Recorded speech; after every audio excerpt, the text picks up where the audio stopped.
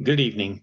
My name is Pedro Rivera, and this is Bio 520, instructed by Dr. Sandra Barrera. During this presentation, I'll be covering topics that are crucial to the understanding of blood sugar regulation. So, as we know, glucose is considered a simple sugar categorized as a monosaccharide, and it's one of the major sugars that circulates in our blood. It's very important to our livelihood. It could be too much of it can be really bad. Too little of it can also be really bad. And at times, with so much sugar out there in fruits, vegetables, and all the fast food items that we have out there, sometimes it becomes overwhelming and we overconsume it. There are major implications that can be associated with the regulation of glucose. Diabetes is one of those. And this will be the main focus of tonight's topic. In addition, I will discuss the meaning of tubular maximum and its significance with glucose regulation. Furthermore, there are other factors that can lead to the diagnosis of irregularities with glucose regulation, such as with diabetes. The renal threshold will also be discussed and how it is used to explain certain pathologic conditions. Finally, I will discuss some historical accounts presented by Coward and Stashura as to the correlation between blood and urine glucose in medicine. Now, without further ado, let us begin the presentation.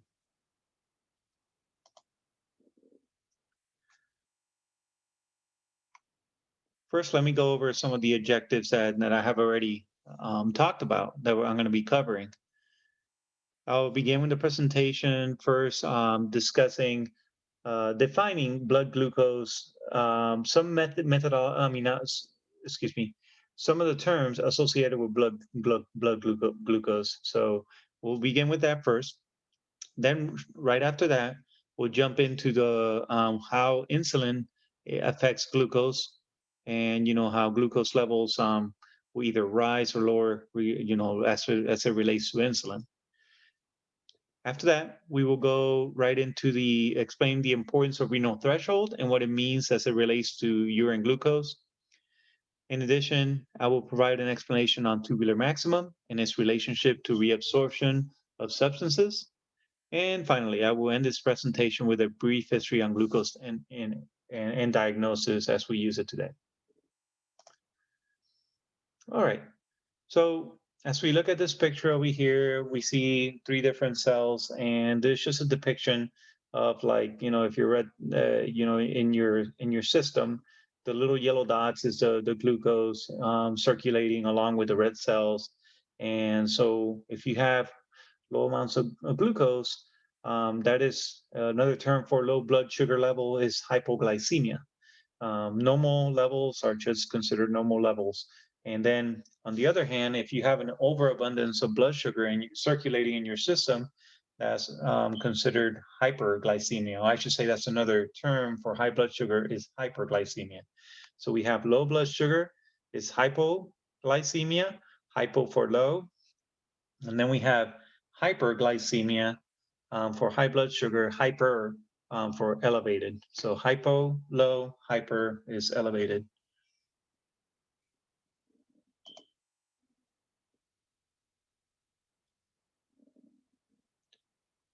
All right. So as I already indicated at the beginning, glucose is considered a simple sugar and is categorized as a monosaccharide.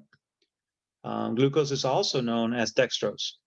So glucose is crucial in providing our cells the energy that our cells require to function, and our bodies store glucose in the form of glycogen. So we know that ATP is important to cell energy, but glycogen stores are responsible for supplying the energy to cells once ATP has been depleted. So that's super important. That's very crucial to our body. In addition to providing energy to our cells, irregular glucose levels can adversely affect the homeostasis. So this is where insulin comes in. Insulin is a hormone that is produced by our pancreas. and it is responsible for regulating glucose levels in the body. So insulin is an important hormone as it promotes the absorption of glucose by cells for energy. Now, the overproduction of insulin by the pancreas causes glucose levels to rise. I should say the underproduction, sorry. The underproduction of insulin causes the glucose levels to rise. And the overproduction of insulin would cause sugar levels to lower. Obviously, we don't want either of those scenarios.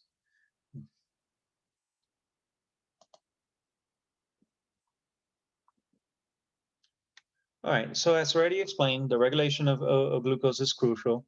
Serious complications with diabetic patients that have difficulties controlling their glucose levels can be problematic, and they have serious complications if they can't maintain their levels at a stable rate. So they need constant monitoring and checking their glucose levels just to make sure that they're not going to be going to go be hyperglycemic or hypoglycemic. Okay, so both extremely low and extremely high blood sugar levels can be deadly. Thus, in either extreme, immediate medical attention is warranted. There are some diagnostic tests that are very helpful in identifying problems with the control of glucose levels. We know that diabetic patients, they could have the glucose little monitor test that is like a little blood test that they could take, and it tells them their blood test really quick. That's a good one. But urinalysis exam is also another basic test that can help doctors detect glucose in the urine that has spilled over due to excess blood in circulation.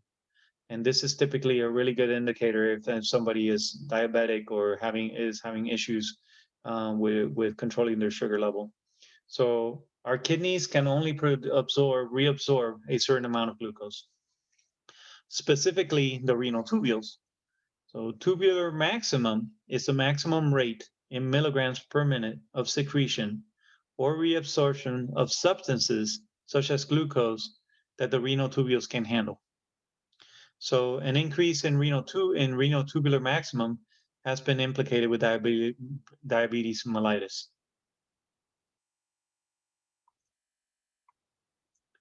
So, what happens when renal tubules cannot handle excess glucose?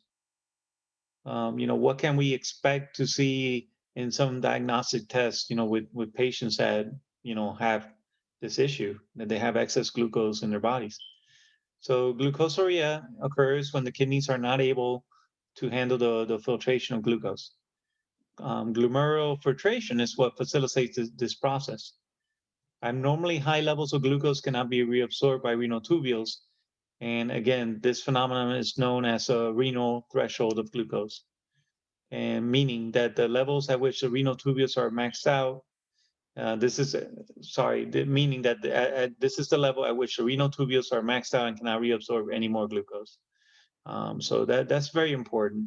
And the renal threshold also coincides with transport maximum, and that is another term for tubular maximum that has already been discussed.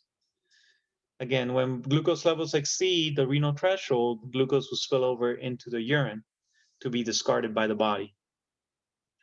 So this is because it is simply not being reabsorbed for use as energy. It's basically an overload.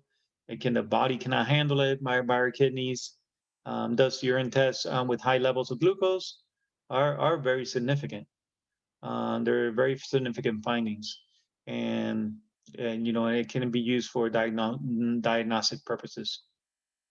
Now, there are many laboratories out there, like the one that I work with, where if we see high urine glucose levels in conjunction with a positive ketone in the urine, those are critical results. And the reason behind that is because the patient may be undergoing diabetic ketoacidosis.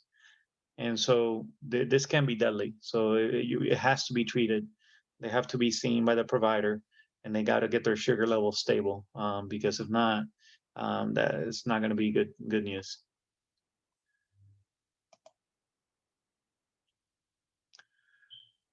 All right, so we already hit on tubular maximum.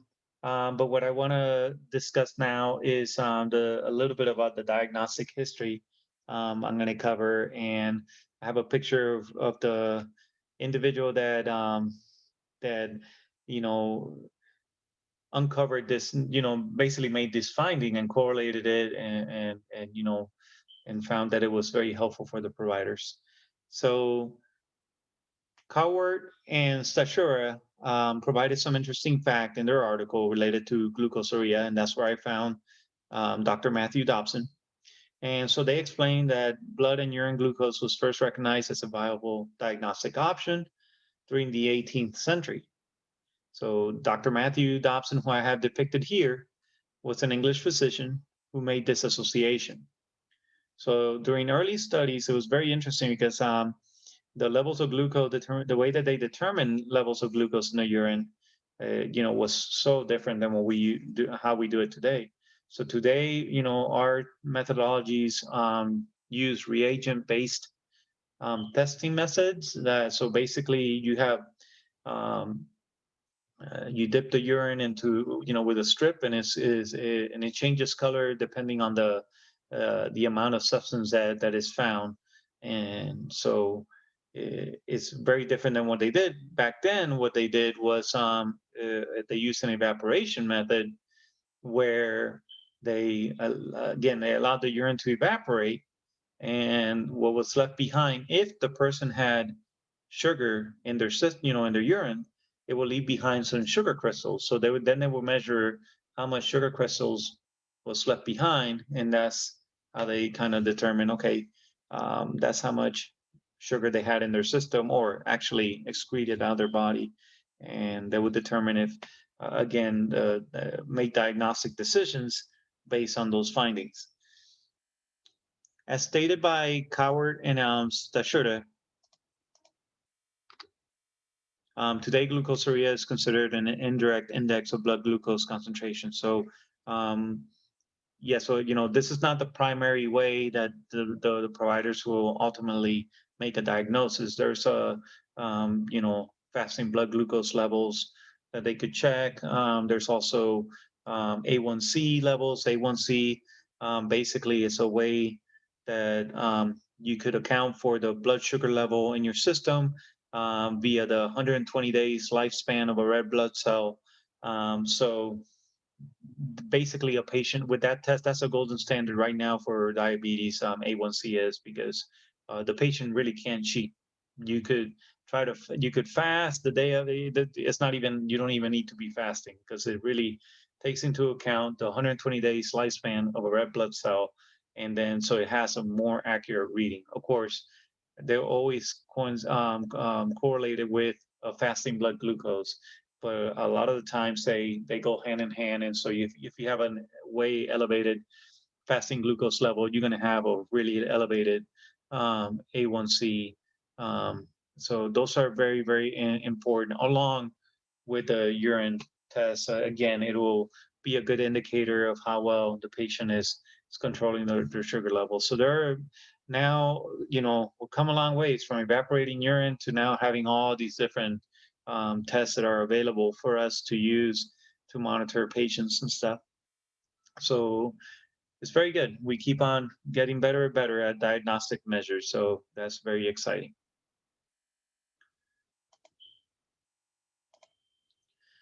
All right. So in conclusion, so tonight we have covered glucose and its effect, and how insulin affects glucose levels. Whether it increases it or decreases it, and how the pancreas is what pumps out the insulin to control our glucose. And then we also talked about the importance of renal threshold and what it means as it relates to urine glucose. Again, we also covered tubular maximum and its relationship to reabsorption of substances such as glucose.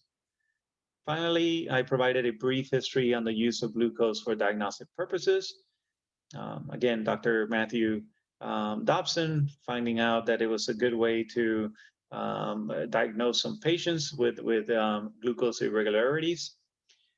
So again, thank you so much for taking the time to listen to my presentation.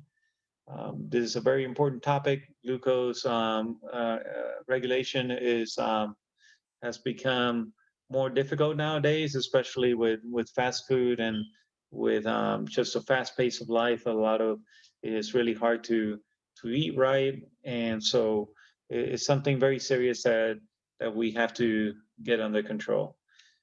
Again, thank you so much for listening to my presentation. Until next time, again, this was Pedro Rivera, Bio 520, instructed by Dr. Sandra Barrera, covering tubular maximum renal threshold and glucose. Thank you.